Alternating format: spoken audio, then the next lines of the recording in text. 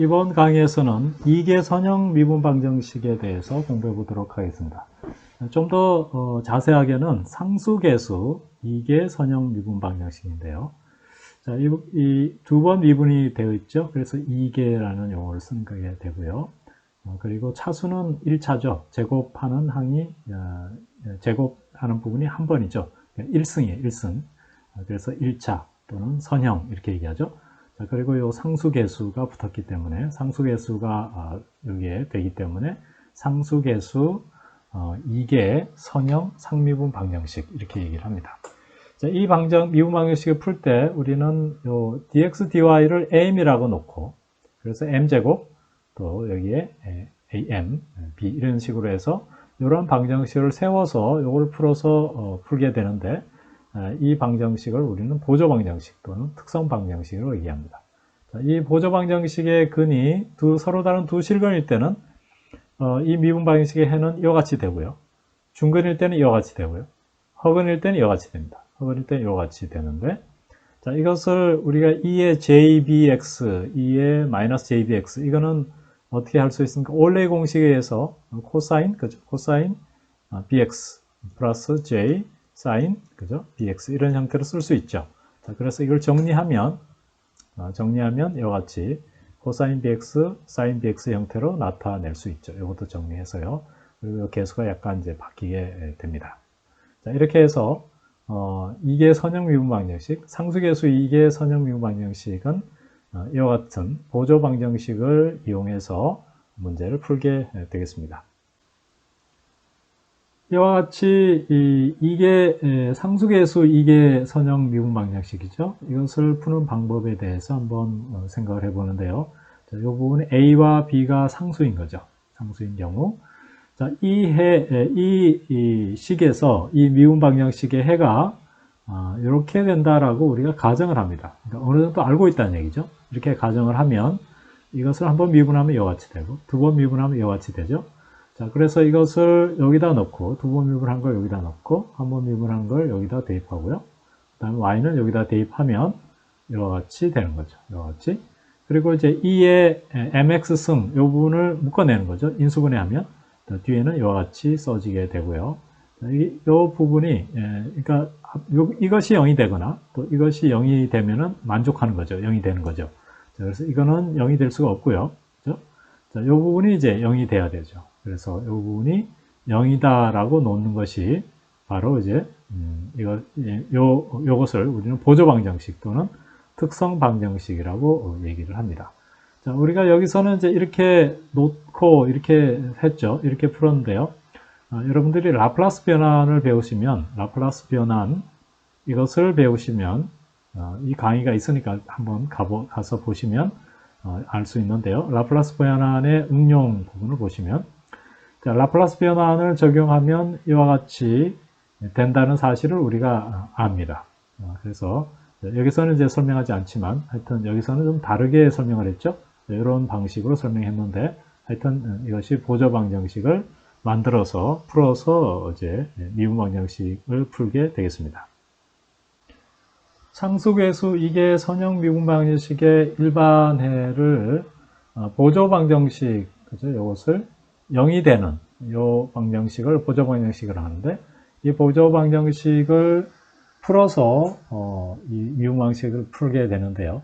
보조 방정식이 서로 다른 두 실근일 때는 이와 같이 나타납니다. 이와 같이요. 그리고 중근일 때는 이와 같이 나타나고 허근일 때는 이와 같이 되죠. 자, 앞에서 얘기한 것처럼 올레의 공식을 이용해서 이렇게 바꿀 수가 있고요. 아마 여러분들은 이것을 더 많이 사용하게 될 겁니다. 이게 좀 더 간편하게 보이죠? 그래서 이걸 많이 사용하게 되는데 자, 여기서 이런 것들이 왜 이렇게 되는지는 라플라스 변환을 여러분들이 배우시면 이것이 왜 이렇게 되는지, 왜 보조 방정식이 나오며 또 어떤 형태의 근인지 이런 것들도 좀 더 잘 이해할 수 있게 되겠습니다. 예제를 한번 풀어보겠는데요. 미분 방정식의 일반해를 구하여라 이런 문제인데요. 자, 이와 같이 되어 있죠. 자, y2' 이것은 어떤 뜻입니까? x라고 하면 독립변수가 d 제곱 y 이렇게 되죠. 두 번 미분한 거죠. x에 대해서 두 번 미분했다 그런 뜻입니다.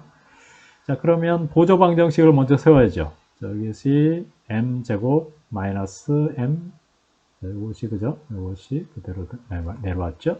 자, 그럼 이것을 인수분해 하죠. 인수분해 하면 되니까요. 인수분해해서 곱해서 2가 되고 더해서 마이너스 1이 되는 것 어떻게 될까요? 마이너스 2, 1 이렇게 하면 되죠.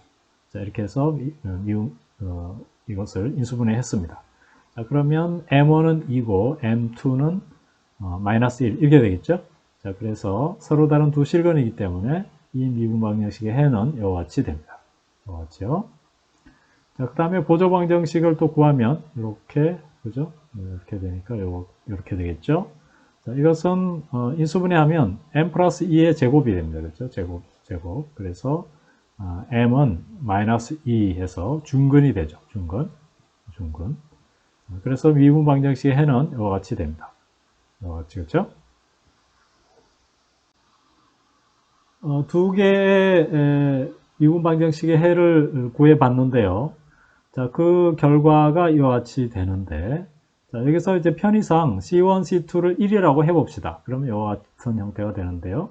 자, 이 함수의 특성이 어떻게 되는가? 이것을 알기 위해서는 그래프를 그려보면 아주 쉽게 볼 수 있다. 이렇게 얘기했는데요. 그래프를 그려보면 파이썬으로 그리는 겁니다. 파이썬으로 그려보면 이와 같은 형태가 됩니다.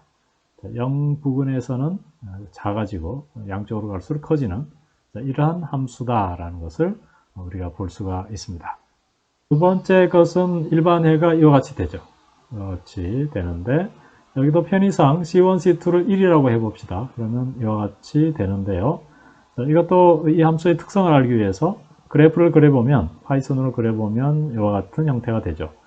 그래서 여기에 보면 급격히 증가하다가 이렇게 올라가다 이렇게 내려왔죠. 그죠? 여기에 이렇게 살짝 올라갔죠. 살짝 올라간 걸 볼 수 있습니다. 이 부분이 살짝 올라갔죠. 그죠? 자, 그런 형태로 되는 것을 볼 수가 있습니다. 세 번째 문제는 이와 같이 되는데요. 자, 보조 방정식을 먼저 구해보면 이와 같이 되죠. 이와 같이 됐을 때 이것의 근을 구해보면 근의 공식을 그대로 넣어서 계산해 줍니다. 자, B가 마이너스 6이죠. 마이너스 6. 그 다음에 C가 13이죠. 이것을 이제 A는 1이에요. 이것을 이제 넣어서 여기서는 계산을 생략했어요. 계산한 결과가 이렇게 되는 거죠. 자, 이것을 해보면 이것을 이제 적용하면 미분 방정식의 해는 이와 같이 됩니다. 2의 3x승 그죠? 3. 그 다음에 여기에 코사인 2x 플러스 이 C2의 sin EX 이런 형태로 나오게 되겠습니다. 네 번째 문제는 이와 같은 미분 방정식인데요. 이것은 이제 그래프를 그리기 위해서 조금 더 이제 요 개수들을 조정했다 이렇게 생각하시면 돼요. 그래서 보조 방정식을 구해 보시면 이와 같이 되고요. 이것도 역시 이제 근의 공식을 넣어서 계산하면 이와 같이 됩니다. 이와 같이 돼서 일반해를 구해보면 이와 같이 되죠. 요거 들어갔고요. 여기에 이렇게 들어갔죠. 자, 그래서 C1, C2를 1이라고 가정하면 조금 더 간단하게 이와 같이 되는 거죠. 자, 우리가 이제 그래프를 그리기 위해서 이런 형태로 만들어 준 겁니다. 미분 방정식의 해를 구했습니다. 구하고 C1, C2를 가정을 하고 이제 1이라고 가정하고 이것을 그래프로 그리는 거죠. 이것을 그래프가 잘 보이도록 이런 것을 조정했다 이렇게 이해를 하시면 돼요. 이 값들을 제가 조정해서 좀 잘 보이도록 그리기 위해서 이렇게 했습니다. 자, 그래프를 보시면 이와 같은 형태가 되는데요. 자, 이것을 잘 보시면 이 부분의 그래프는 어떤 거냐면 이와 같이 되면 이와 같이 지수 함수적으로 감소하는 그런 그래프죠. 그런 그래프가 되고요. 이쪽은 코사인과 사인이 이렇게 합성 형태로 되어 있어요. 자, 이것을 이제 코사인으로 합성할 수도 있죠. 코사인 0.36x 플러스 세타 이렇게 코사인으로 합성할 수도 있고 사인으로 합성할 수도 있죠. 자, 그런 형태로 하여튼 합성을 할 수 있습니다. 하나의 함수로요. 그러면 어차피 코사인, 사인 그런 모양을 가지죠. 그래서 이 부분 지수 함수 부분은 이 부분이죠. 이 부분은 이런 모양을 가졌다 이렇게 이해를 하시면 되겠고요. 그 다음에 아랫부분은 x축하고 대칭인 부분, 요거하고 대칭으로 이렇게 되죠. 자, 그리고 요 부분은 요 안쪽을 왔다 갔다 하면서 줄어드는 이런 형태를 가지게 됩니다. 자, 이러한 함수는 여러분들이 공학에서 자주 좀 볼 수 있어요.